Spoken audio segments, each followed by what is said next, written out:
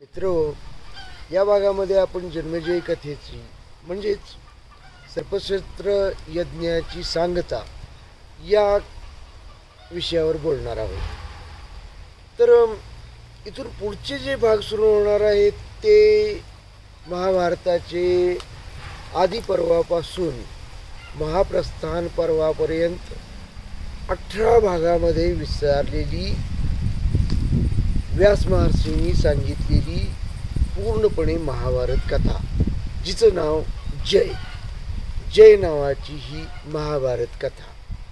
जय victory, कुणाचा विजय कुणाचा पराभव हे प्रश्न कदाचित अनुत्तरित राहतील, त्यांना काही अर्थ आहे की नाही हा प्रत्येकानं आपापल्या मनाशी विचार करण्याचा विषय आहे।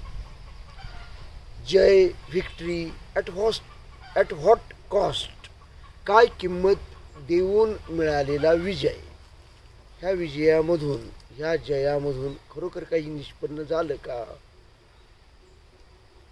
अर्थात ही कथा पुढच्या भागापासून सुरू होईल, आयुष्याचा अर्थ उलगडून सांगणारी आणि कदाचित त्यामुळंच आयुष्याला ह्या सगळ्या निरर्थक क्रमामध्ये आयुष्याला अर्थही मिळवून देणारी ही कथा पुढच्या भागापासून सुरू होईल।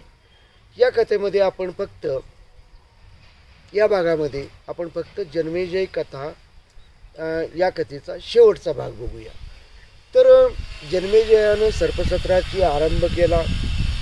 हा आरंभ केल्यानंतर त्याचा उद्देश मूळ आहे तो हा उद्देश आहे की आपल्या पित्याच्या वधासाठी किंवा मृत्यूसाठी ज्या नागवंशीय राजाचा कारण झाला, जो नागवंशीय राजा कारण झाला, त्याच्यावर सूड घेणं आणि तो सूड घेण्यासाठी त्यानं सगळ्याच नागवंशीयांना शासन करण्यासाठी ठरवलेलं आहे।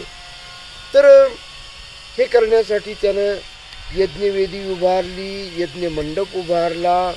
ह्या यज्ञमंडपामध्ये पुरोहितांना बोलावणं, आणखीन ऋत्विकांना बोलावणं, हे सगळेच्या सगळे धर्मसंस्कार यज्ञसंस्कार त्यानं पूर्ण केले। आणि हे पूर्ण केल्यानंतर मुहूर्त बघून यज्ञवेदीमध्ये नागवंशीयांच्या आहुती देण्यासाठी त्यांनी मंत्रोच्चारण करण्यासाठी सुरुवात केली।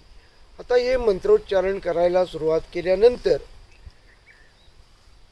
अनेक प्रकारचे आणि अनेक आकाराचे नाग, सर्प, विषारी, बिनविषारी यांच्या आहुती यज्ञवेदीमध्ये पडू लागल्या। ह्या यज्ञवेदीमध्ये आहुती पडू लागल्यानंतर त्यांचा आहुती पडणे आणि त्यांचा अंत होणं हा प्रकार सुरू झाला। पण जन्मेजयाचा मूळ उद्देश आहे तो तक्षकाला शासन करणं हा। आता तक्षकाला शिक्षा करायची हा मूळ उद्देश, पण तक्षक हा नागवंशीयांचा राजा, तो इंद्र म्हणजे देववंशीयांचा राजा, त्यांच्या आश्रयाला गेलेला होता। इंद्रानं तसं आश्वासनही दिलं की ठीक आहे, मी तुझं या यज्ञामधून तुझ्या मृत्यूपासून तुझं रक्षण करतो। आणखीन मग तशा आश्वासनानंतर तक्षक इंद्राच्या आश्रयाला गेला।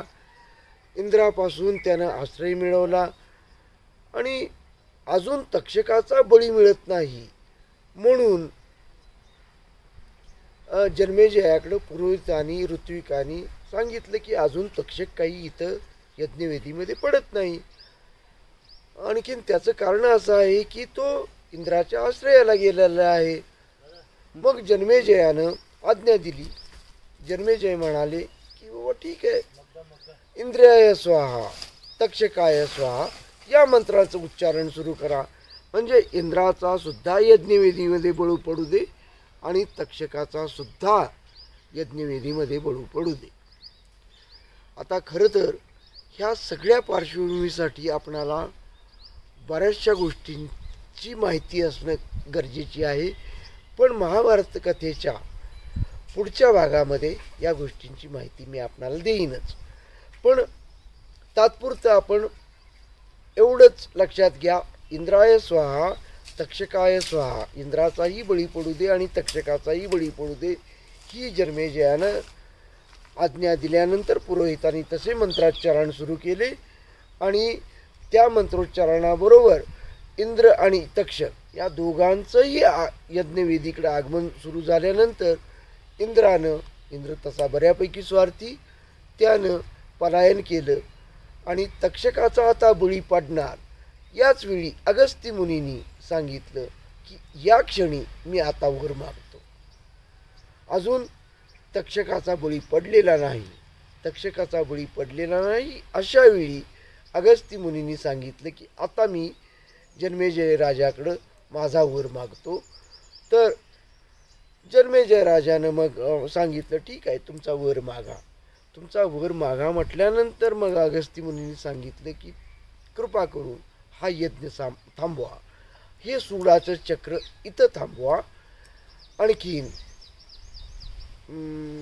त्यांनी जन्मेजय राजानं सांगितलं की तुम्ही दुसरे कुठल्याही धनसंपत्ती, गाई गुरं वासरं हे सगळं मागू शकता. पण अगस्त्य ऋषी म्हणाले नको, हा यज्ञ थांबवा, हीच माझी मागणी आहे. मग अशी मागणी केल्यानंतर शेवटी जन्मेजय राजा म्हणाले, सम्राट जन्मेजय म्हणाले की ठीक आहे, हा यज्ञ थांबवतो, पण याचं कारण मला सांगा, का तुम्ही हा यज्ञ थांबवायला सांगत आहात.